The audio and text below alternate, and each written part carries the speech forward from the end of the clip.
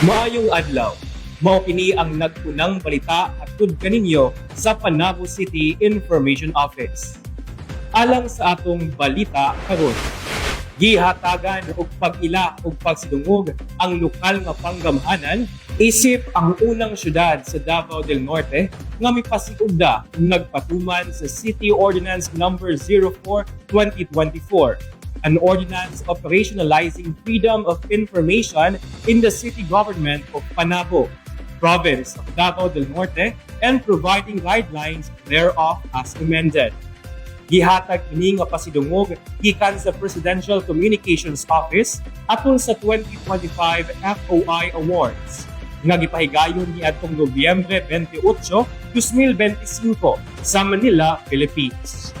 Diin opisyal kini nga gidawat ni Executive Secretary Joanne Intelis Relampagos ug City Information Officer Michael Angelo A. Risueño.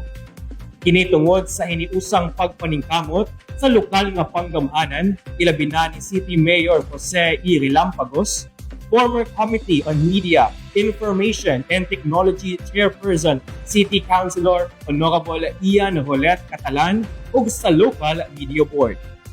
Congratulations, Panabo City! Aron importante inform, kanunay nga maglantaw sa Panabo City Information Office Facebook page. Kini si Alvin Patenio, alang sa balita karon.